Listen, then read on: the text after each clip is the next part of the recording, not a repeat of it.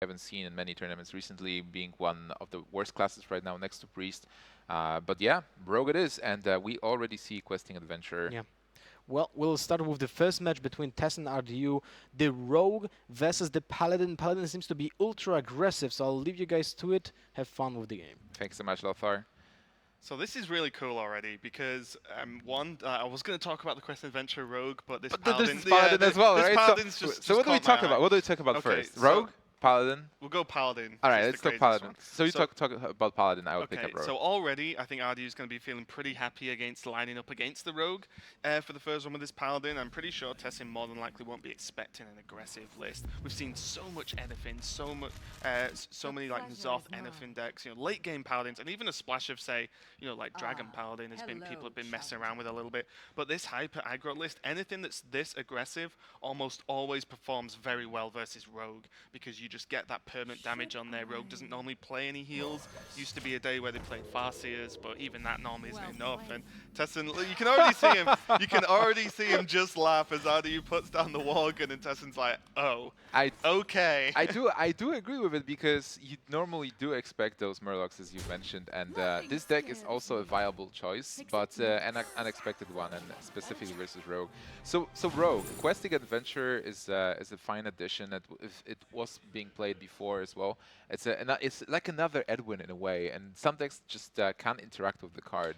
Yeah, Well there are actually just a lot of times if you get Quest Adventure down with Conceal, you almost just win off the back of that because not a lot of classes can just straight up deal with a concealed minion, especially because Questing's more likely going to be 3+ at that point. So cards like Consecrate don't deal with it. And also like the damage that the Rogue can then follow up with the next turn. We're playing so many cards, which is pretty much what they excel at. Being able to hit so hard with the quest, and we've seen games be decided by huge questing turns into Van Cleef Conceal, and then like your opponents just what do they even do to deal with that? But yeah, I don't know if questing's going to be so good in this matchup. We're going to see Tessin try and do everything he can to stave off this kind of aggression from RDU. He might go for Edwin here, because and he's going all in. Yeah, He's he going all has in on to. the He Edwin. has to. So there's a couple of things. First, there was a big choice for RDU, a Life Tap or Fire Blast. He did not take Life Tap. There is this one card that's really big in this matchup, which is Divine Favor. You use it to refill your hand, and normally Rogue has a lot of cards. With this play, Tessin is playing around Divine Favor, specifically after Life Tap was not taken by RDU, so really nice play. But the problem for Tessin is that there is this Keeper of Uldaman that will be able to deal with the Edwin next turn. Yeah, exactly. Tessin's going to be able to get one hit out of this Van Cleef before it's reduced down to a 3/3, but the problem there is there's no great follow-up to actually kill the Van Cleef, so even though it's reduced, it can still get some work done, as it'll just alter Tessin's plans a little bit, where he uses the Van Cleef in a more defensive manner instead of, at this point, you would just go face 3 times and try and win. But yeah, it is going to be changed up a little bit with this Keeper of Alderman, so very fortunate that RDU has access to the Keeper so early on, because if he didn't, like, what does he can't race to 10-10. Do you It's not play? even close. Yeah, you definitely not raise the 10-10, but do you play Alders in this list? Like, because I think the Aggro Paladin right now has a lot of versions. Like I've even seen one with Moraz. I think Aldor's too slow for the list. Might be, yeah. Yeah, because Keeper's a benefit, because one, you can reduce the health down of taunt minions. You also play Steward in that slot. Yeah, so you can reduce the health down of taunt minions, which helps you get through them, and also you can just buff a 1/1, which then makes the bodies bigger and be more aggressive in that fact. So, the Keep has multiple uses, whereas Aldor is just a little bit slow. It's not going to help do too much. You need to be super aggressive. And you can see RDU does play the Keeper. Reduce the Van Cleef down to a 3/3, and now it's much less threatening, and the health totals are actually equal for both sides. Yeah, they are equal, and Tessin right now has an initiative. Two Pillager, also on the turn 5, he will have that nice Azure Drake. He kept his hand to a minimum passively, so the Divine Favor will not be that strong if it shows up. There's no Divine Favor though. Dragon Egg, something that will make one European player very happy. Yep. Jambray does like his eggs. Yeah, he does play that Egg Paladin. But honestly, Dragon Egg is a pretty fine addition to this deck here, because you have so many cards that actually buff. I believe Defender of Argus might be also in this deck. Like, yeah, and I imagine the usuals, like Blessing of Kings, for example, is a key one. Even Blessing of Might isn't unexpected, so you can normally get pretty good value from this. It looks like RDU is going to put the Tomb Pillager down to 3 health, so it can't trade very well into the Keeper, which is really nice while still piling pressure on. So sort of a in-between option there. Not killing the Tomb Pillager, but setting it up for a much easier kill going forward, as he does even have Abusive onto the Egg if he really feels the need to trade into it next turn. But now we do have a conceal for Tessin, so this is something you've mentioned. The adventure with conceal might be very good here. Yeah. And that's what Tessin is going to do. He is trading though instead of going for face, so he doesn't feel like racing yet, but he should be able to protect his 5-1 with this. Yeah, I like this as well because it means he can choose the trade for the 5-1 and then he gains the coin to gadgets and coin next turn if he feels he needs to. Depending on what his draw is, of course, it's not like a 100% go-to play. And on RDU's side here, he doesn't really have too many options. Argent Protector, you're going to more than likely see on the 3-4 is you want the egg to actually get damaged to be able to start spawning the 2-1 dragons. But I wouldn't be too surprised if he just played the Argent Protector ping, and I think You can ping the egg actually, yeah. Yeah. Start with that because it just creates a 2-1 on board, and yeah, you I'm probably just will get another wondering one. whether you hold the Abusive to get the egg value or whether you just throw it all down this turn, because the egg could trade next turn with Abusive, Yeah. but also a Fan of Knives makes the egg a pain for the rogue, right? So you It's- don't really want to use up the 0-1 that's left on the egg. I'm not sure that egg is that valuable right now. I would say that the more valuable thing will be to try to race and win the game as fast as possible before you're overwhelmed by this questing adventure. Like, obviously, Fan of Knives is going to be deadly for you, but do you have enough resources to actually play around Fan of Knives at this point? Yeah, I mean, I actually just like the Abusive and just put the 5 damage in. You're more than likely running cards like Leroy, maybe even Argent Commander in this deck for some damage from hand, and there's the Fan of Thinking about the Knives. devil. Yeah. But what this does is it means if it's going to play Fan, it's going to more than likely force like a hero power out, but it will depend on what Tessin gets from the Fan.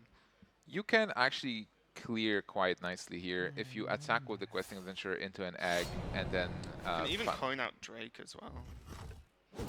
If he, after the trade. Oh, no, I'm being stupid. No, he can't. No, you can't- you can't can't. Fan of Knives as well. But I was It's still thinking- early, Nimsh. It's still early. I was actually thinking about not taking damage on questing adventure, so with this he's actually taking less damage on himself, so maybe that makes sense. The question will be: do you want to be at 10 and have a 4 for questing adventure, or do you want to be at 12 and have a 4 for adventure? I think because RDU's on such a low card count, like low hand size, and even a Divine Favor wouldn't do tons this turn because it is 3 out of the 7 mana he would have available to him anyway. You're probably not too worried that even if the Quest Adventurer gets killed and traded into, well, again, that's more health for you, and you have Gadget Zan plus coin next turn to start doing some weird stuff and start cycling through and maybe make more of an impact. And we're going to see now what Tessin actually chooses to. This is a bit of a tricky turn. Just going to go for the Azure Drake, so no Gadgets and shenanigans quite yet. This allows him to get the SI off, so this is really nice. Yeah, it makes sense. Like he'll still be able to do SI with the Tomb Pillager. He just decides for Azure Drake first to get a card, and yeah, this is big because RDU, the only card that can actually give him something will be Divine Favor. Maybe Terrio and Rallying Blade is. Oh, that's just game. That's it. Yeah, he can't do anything with this Rallying Blade in his hand, so he just ran out of resources, and Tessin's taking this first one with the Rogue. That Fan of Knives came at just the right time because that would have been a little bit more tricky to deal with if the Fan of Knives wasn't drawn there, being able to clear up so many of the minions early on, because other than that, Tessin was actually under a lot of pressure. That combined with the Quest Adventure not being able to get cleared up was actually super important there. I think like from the beginning of the match, actually, the decision from Tessin to go for a big Edwin and just empty his hand in case there's Divine Favor, just get this big guy on the board and say like, hey, do you have removal for that? RDU had some kind of a response, not really full removal because the free Edwin was still going to do some work. And with the Blade Flurry nerf some time ago, Rogue lost a lot of AoE potential, but this Fan of Knives is still there and it's still rocking. Yep, and we are going into the next game now, and it is going to be RDU picking his Shaman into Tessin's Rogue. And as we can see with Doomhammer Lava Burst, imagine this is an aggressive list, not too much of a surprise at all. And this, is again, is a bit of a worry because Tessin probably didn't expect the Paladin to be aggro, right? But now, so Tessin's picked Rogue into aggro Paladin and like aggro Shaman. So these are both not great matchups. The Shaman's probably, probably going to get a pretty easy win here unless something goes terribly wrong. If maybe there's a giant Van Cleef early on again, but RDU's going to be feeling pretty confident. Again, this is last hero standing, which is why Tessin is still on his rogue, and RDU get to like almost counter pick into him. Yeah, he just has to keep his deck. And also, I want to mention that the winner of this match, is going forward to tomorrow to the top 8 because this is the winners match. They both won RU versus ECOP and Tessin versus Super JJ.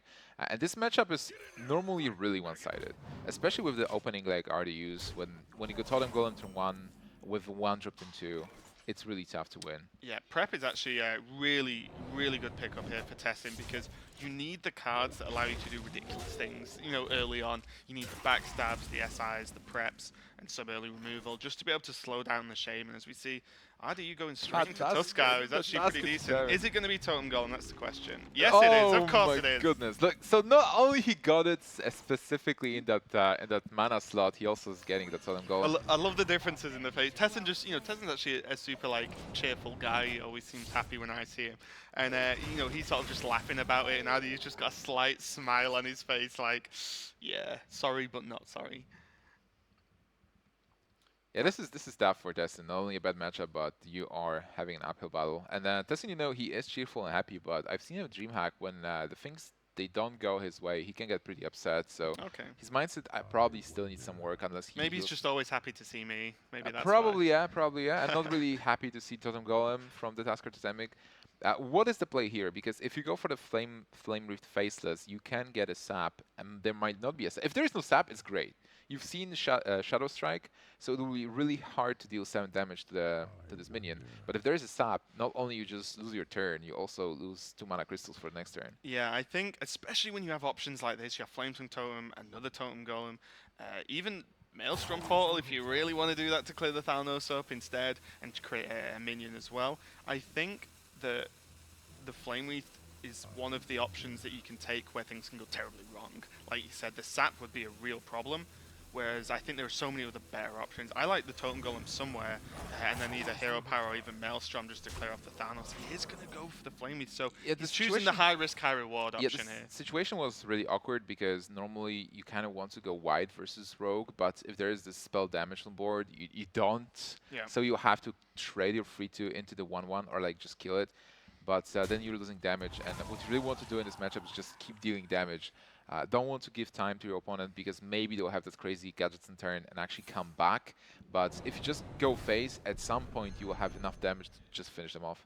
Yeah, it's interesting as well. We see the Southsea deckhand in Tessin's deck, which is not something that's been too common as of late. I think a lot of the rogue decks have been very all in on the Quest Adventurers and just the raw drawing potential that the rogue deck has with gadgets and auctioneer in there. So, bit of an interesting one just to have a minion down there. It's going to get cleared up by a Maelstrom Portal, pretty straightforward, and gets the young Dragonhawk So I believe. Portal, so not too bad.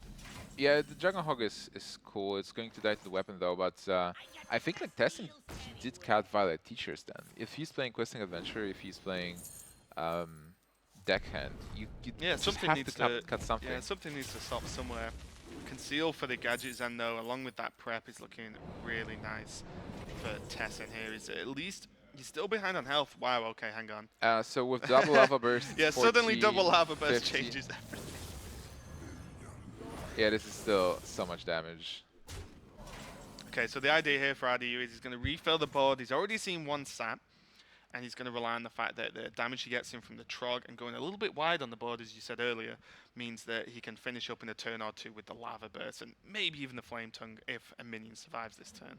Can you kill everything here? If you go for Drake, you can backstab the 4/3, you can attack into the 3/4, and then 7/7 is a problem. You can't deal with it. So, this is awkward. You can backstab and eviscerate the 7/7, but then the Trog survives. So you will have to pick up another backstab, I believe. Yeah, this is tough. It's going to be Gadget Zand from the Azure Drake, so I guess he just leaves the Totem Golem up this turn. Unless he gets a backstab.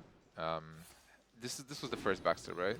I think so, yeah. If he will get a second backstab, he can then clear the board. Didn't manage it though. And that will be it. Or not yet.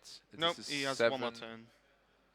7 + 4, 11. Yeah, alright. One damage off. But pretty much like we said, Rogue doesn't normally run too many heals. and RDU just has the second Lava Burst available to him for the next turn, so... Yeah, but on the other hand, can you actually not kill the Gadgetzan? I guess you're not dying, because this is 9 It would, damage on board, 19. yeah, I think it would be surprising if you didn't die, unless now he chooses to just go for ping. He can just ping and then kill off the Gadgetzan, and then just double Lava Burst next turn with the attack from the Trog guarantees it as well. So you could choose to just play really safe here, which I wouldn't mind at all. And that's what RDU's going to do. Play it safe, get the 4 damage in. It's extremely unlikely that this Rogue deck will heal outside of double Lava Burst range. So feeling pretty good about this. Especially with so many cards like Questing Adventure and you normally don't expect Farseers. Exactly. Maybe Yeah. one Farseer. And also, all RDU's doing here is just you thinking about how, in the smallest chance ever, how do I lose this game?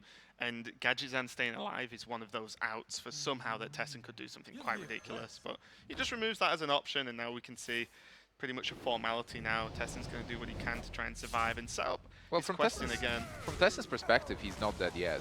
Like, he hopes there is not more damage, and maybe this Questing Adventure will win him the game. So he's still hopeful that the Shaman will not have 8 damage in hand, but we know it. He knows that double Lava Burst is enough to finish the game and tie this match. Yeah, nothing too surprising at all. RDU does even it up 1-1 with the Shaman versus the Rogue. And like I said, when you've got... we're not sure what his Warlock deck is, of course, but when you have, Aggro Shaman and the aggressive Paladin list, then you're feeling pretty confident when you hit that Rogue deck. But that's just the Rogue deck, and Rogue deck is no more in this match because it got eliminated. This is last hero standing, so now RDU has to stay with his Aggro Shaman instead of Midrange Shaman. That's more and more popular on ladder nowadays. Yeah. And Tessin needs to pick one of his decks that he capped. So what's left for Tess? Like he picked Druid, I believe, as his first. I know he banned Druid. He has banned Hunter Druid. and Shaman left. Oh, Hunter and Shaman. Okay, so he has his own Shaman. We can already see this is the mid-range version I've mentioned. Spirit Claws, really nice card. More often better than Fire Warracks. 1 mana cheaper, 1 more durability. Speaking of which, there's one in the hand of Tessin now. I think that Spirit Claws was a bit of a sleeper card, at least for me, for Karazhan. I didn't expect it to be as good as it is. But yeah, it's swiftly becoming a staple in most Shaman decks now. We see it get equipped turn 1. Nothing too crazy. This means his Tunnel Trog doesn't just get blown out by a Rock Biter or something. So it looks like RDU has put in a tech card himself with the Crazed Alchemist. So interesting choice there. I believe that he maybe expected, well, Crazed Alchemist. So if you feel like you are going to play a lot of mirrors, it's really good versus totems. It's really good versus Doomsayer, and Doomsayer is a card that's being played in Paladin, in Freeze Mage. So it makes sense, but overall, again, a very good opening for RDU. Totem Golem, turn 1, turn 2, he has a follow-up. And in this match, I believe there is a slight advantage for Tessin. At least historically, Midrange Shaman had a slight advantage versus Aggro Shaman. Getting a nice totem there. Yeah, that's actually pretty good. Puts the Golem to 1. Which got to feel pretty nice. And yeah, the mid-range variant, as long as it doesn't get steamrolled super early, because it normally runs Lightning Storms, maybe just 2 Maelstroms and 1 Lightning Storm. Yeah. Nowadays is I guess the general build, but as long as you can just completely wipe out the board early enough, because the second the Aggro Shaman gets minion damage early and then just ends the game with spells, that's when you're in trouble, because you can't do enough damage quick enough as the mid-range list. But it's looking okay for Tessin so far. We'll see what he gets. Just the 1-1, the Siren Totem. So the thing about the Shaman mirrors that before with Aggro Shamans it was all about trading the board because of those AoEs and stuff. You normally don't have heal, but you do have taunts, you have Think from Below. So if the trading goes on, Midrange Shaman normally should have more ways to deal with stuff. Also, with double Hex, the Midrange Shaman has a good answer to the Flame Reef Faceless. Yeah. So it is better equipped to deal with the board situations, but as you mentioned, if Aggro Shaman can actually just go for face, it can maybe just win for that. Yeah, I mean, that's what the deck does, right? And you can see now Tessin has a few options here. The problem is putting just double Tunnel Trog down in hero power might not feel too great. It's definitely going to rely on what hero power he gets, okay? So he didn't get the spell power, so he can't kill off his opponent's Trog, but... He can kill the totem. I guess he's pretty much running out of options here. The Trogs represent enough of a threat for RDU to have to stop and think about, whereas, if RDU has to AoE clear this somehow or try and clear these Trogs, then Tessin's happy because the game's continuing without any real more damage to his trading face. works for Tessin. Yeah. Tessin's like, sure, let's continue trading till you run out of cards and I just bring my mana Totems. But RDU has options here. So what is the best way? Lava Burst all ready to deal with both Trogs. And he can still play even the Argent Squire, which will work pretty well with the Flame Tongue Totem next turn. Yeah, we see that Adu's sort of gradually running out of Ooh. resources now. The Crazed Alchemist, other than killing off a totem, isn't going to get tons done. Not as valuable the way this match is going, at least. Look at that. Think from below for 1 mana. He's dealing with the Seems Trog. like a pretty good card. Yeah, especially after we've seen Lava Burst. So this is already getting tougher and tougher for RDU. Yeah, the issue is there's no great way to deal with this board. He can Crazed Alchemist the Flame Tongue Totem to reduce the damage down, but that does nothing versus the thing from below at all. If he goes for Tusker Totemic, does it change anything? Not really. I don't think so. I think you might have to Alchemist this turn, like take the reduced damage, and then try and get Flame Tongue off next turn to get some good trades in, because you should still have the shield on the Argent Squire to be able to like bank on it next turn, but he is just going to play the Tuskar. Mana Tide is actually pretty good for RDU. It's exactly what he needs. He just needs like bare answers to the board state, and additional card draw is always going to help with that.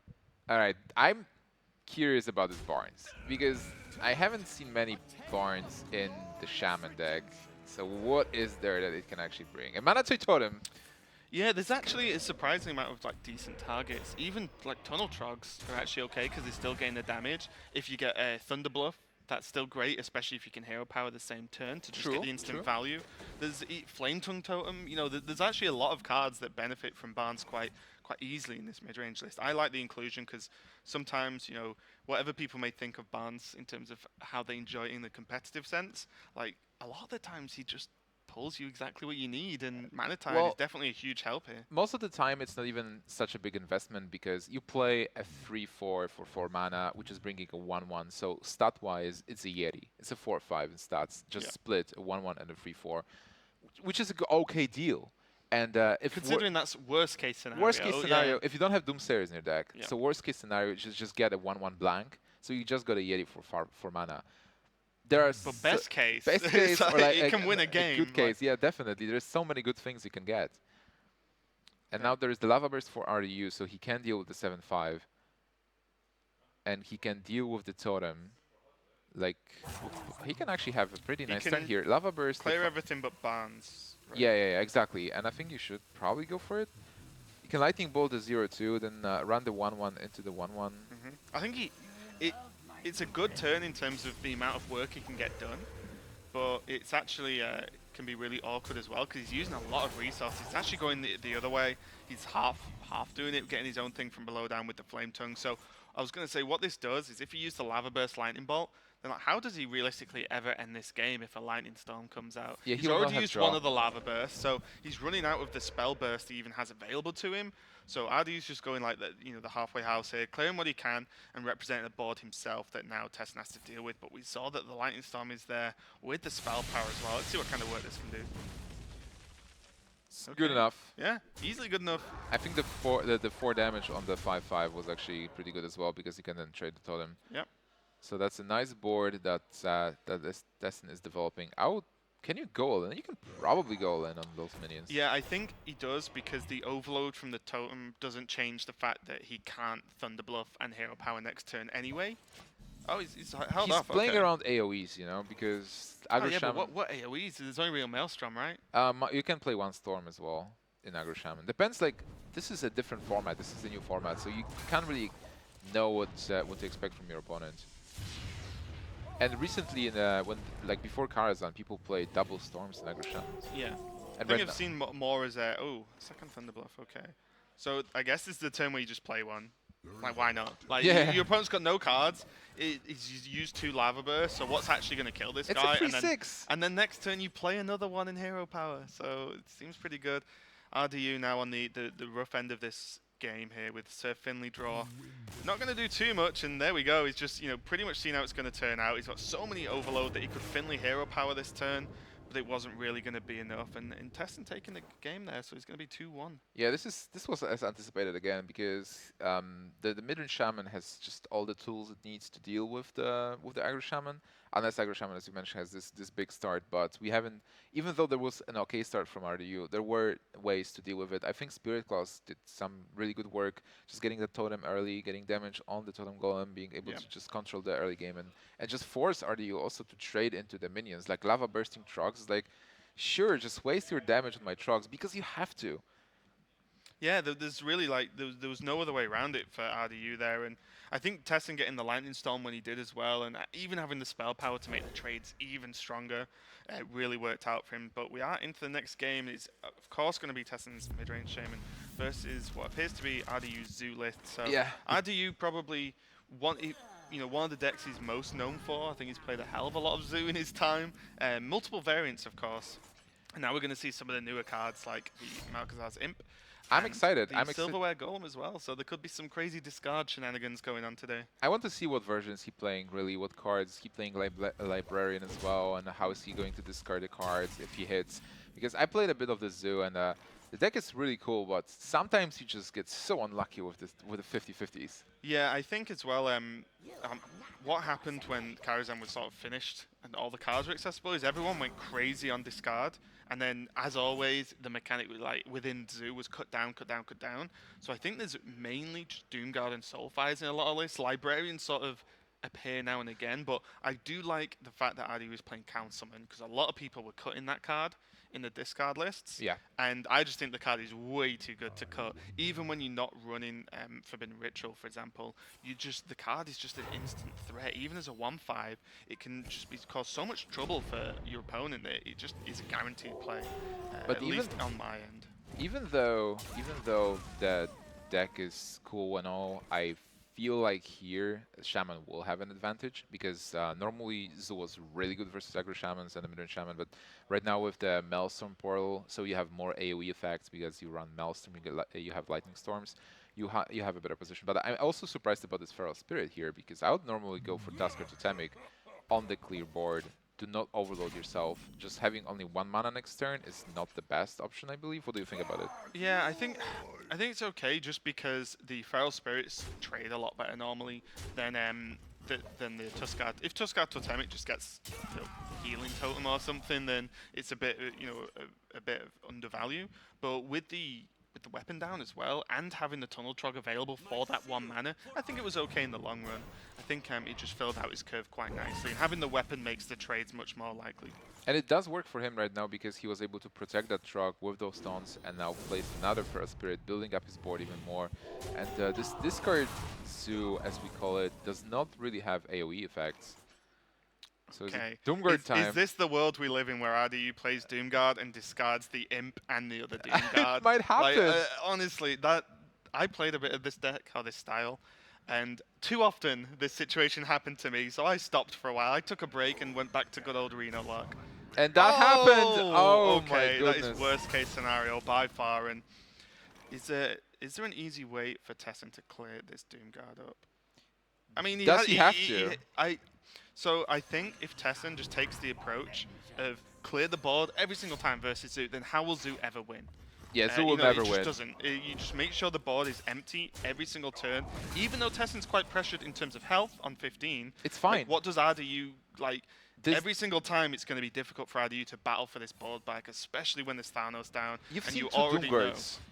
Yeah, exactly. There's very limited burst potential left, and with the spell power, you already know Spirit Claws are going to hit for 3 next turn. So being able to trade really well there. You can expect actually Soulfires because this deck also runs Soulfire, double Soulfire, but But at 15, you're still feeling very safe. yeah, versus definitely fine, Soulfires. and you are not expecting Leroy to show up at any point, and Ooh. probably no Sea Giants in this list as well. It's all about the discard. So the worst case that can happen is maybe a Golem will show up through the discard effect, and they're like, sure, with this board, I'm taking this. But this is just scary. Like, I really like the double Tuskai. It gave him the most chances of getting Totem Golem. We do see a Librarian in the list. That's cool to see. Going to try and use it to discard the Silverware Golem. But yeah, Tessin's going so wide and gets the Direwolf. And this is what I mentioned in the beginning, you know. yeah. This is the problem I had with this deck as Yeah. well. Because sometimes you have to go for 50-50s, and if you hit early, great. You can just kill your opponent super fast because you cheat. You do plays that are not supposed to happen. To be honest, if the mechanic was more reliable, then it would be far too powerful. Absolutely, yeah, I do agree with you know, you. sometimes this does have to happen, and Tessin even having the Lightning Storm early on just to seal the deal here, I would be very surprised, and it looks like RDU has conceded. Not much way out there, and Tessin does take the victory 3-1 over RDU in a pretty convincing fashion with that mid-range Shaman. He took the win versus the aggro variant from RDU, and then pretty straightforward win versus the Zoo. RDU got quite unlucky there, I think, with the discards being as awkward as they could possibly be. It got a little bit too much for him there and just couldn't ever get the board back after double Tuscar Totemic. Yeah, Lothar is with us. That was a very interesting match, Lothar. What do you think? Maybe was there anything in the deck picks that maybe didn't work for RDU in the end? To be honest, when you don't have the full image of everyone's lineup, I think you can't really say that someone made a bad choice in the pick and ban, right? There's so much to consider in this format that I think that the players have the best way to explain it, right? And here we have limited knowledge when it comes to all the decks that are bringing. So what we can judge is how the match is being played, but not how the players are being, if they're being picking and banning correctly, because that's so much information that is needed. I just realized something awesome, guys, which is also really bad, but it's awesome. Here we so go. We have I'm worried already. We have Group B. Tessin goes through. This means that ECOP, RDU, Super JJ, only one of those guys can actually go through. Yeah, it's Is gonna that be awesome? crazy. I mean, That's I awesome. mean, to be fair, in a tournament this stacked, this is going to happen in every single group, right? Like, Yeah, that's literally true. That's anyone true. can go through the group. There's no one that's going to be too unexpected. The qualified players are both very good players as well, so wouldn't be too much of a surprise. And like I said, in a tournament with every single group is stacked, there's always going to be some upsets. I need to cut you off because we'll be watching the best plays of the match, presented by HP, our sponsor of the event. So let's see what was happening during those games. Let's talk this through. This was the first match between the aggro paladin and rogue when the miraculous Fan of Knives showed up and wrecked And havoc. a pretty big Van Cleef as well. So we actually have Tessin with us as well. So how surprised were you that it was aggro paladin? Like, the thing is, I know RDU, and I played against him 3 times on ladder in a row, and the 2 first times he just instantly conceded, then he was playing Paladin, so I knew it was something special. And Okay. then we actually played the 3rd game, and I knew that he was gonna bring Paladin Okay. aggro. Not sure if Tessin's mic was actually on there. So Well, we'll see. yeah. We'll see in the next occasion. This is the aggro shaman versus rogue. A pretty straightforward match. I would say that most of the time you just lose because rogue has no way of stopping yeah, I the think attacks, it was right? very like textbook. If you had to describe how that matchup should go, it went pretty straightforward there. We Yeah. see the joy of the discards from RDU. Well, That's congrats quite on unfortunate. advancing from the group, Tessin. That is actually quite a feat. You're now in day 2. Can you tell us something about how you prepared for this tournament? How were you expecting to go through a group? Of course you were, but what were your thoughts about the tournament? For real, like, I know it's a really hot tournament, and there's a lot of good players, but I was feeling really confident when I saw my group, because I know that they're really good players, but I also play a lot. But I know how they play. They really don't know much about me, and after I saw the group, I know that they was playing a lot of aggro, so I was really sure what I was gonna pick and let Warlock be open, because I know that it was Sue. Letting them pick Shaman, because I know that I would win the mirror. I Okay. prepared a lot by looking at my opponents as well as my own decks. So what was with the rogue pick then? Because if you're expecting a lot of fast aggro, like rogue normally doesn't fare too well versus that, but it was your 2nd pick, I believe. Yep. In the lineup. So what made you take rogue versus what you expected RDU to be able to pick? It was for sure a really hard one, but I was like, okay, I just need to not screw up with my Shaman. Like, my Shaman can beat both of his decks. So I was like, okay, I picked 2 different decks now, so I'm sure that I can beat no matter whatever he got. Like, I saw his last games against ECOP. He was playing Dragon Priest. Yeah. So I was really not sure what to expect for the 2 aggro decks. But he didn't ban the priest, and he didn't pick the priest. Nah, it was fine, because I had Honda last, so I could beat his priest deck. And what's up with the rogue deck? Because you're playing a bit of an awkward build, let's say, with questing adventure and deckhand. Yeah, I actually found out myself like the deck, and then I was practicing with Sixo, and then he told me that, oh, you should probably try to switch like 3 cards out or something, and then we tested some games, and it worked out really good. All right. Okay. Well, it seems like a Question Adventure made actually a comeback recently, like the last month, into the metagame. It was a joke that everyone, when someone in Twitch chat was asking, how can I replace Falnos and Edwin in the deck? And now everyone's playing, yeah, well, Geomaster. you can play Kobold and a Question Adventure, right? And now it's actually a card that is being played as a metagame choice when you have both Edwin. And like a staple of the deck as Yeah, well. It's yeah. like It's kind of funny. crazy when you think about it, that some cards from the core set of the game that were released 3 years ago They are are now being suddenly staples. playable. It's Yeah. like when we saw Onyx, we yeah. saw it in RDU's deck as well, the Crazed Alchemist. Yeah. So like that's just a card that wasn't used at all for the longest time. It went through much more popularity a bit earlier on this year, with a lot of freeze mage knocking around as well. But True. yeah, it seems pretty good so far. I'm actually happy that both the World Champion cards, like Firebat and Priest of the Feast, are actually playable. Well, okay. Priest will be playable in this tournament. We'll see how it goes. Yeah, in but other Priest of the events. Feast is a good card, actually. Yeah, it is. It is. I agree about that. And it's something I feel like Priest might have been needed in the big picture, but maybe it's not solving the problem yet of the class. But it's definitely something that will be used later in the stages of development. Now we'll be preparing for the next match that we'll have. Will be the losers match of Group B. As you can see.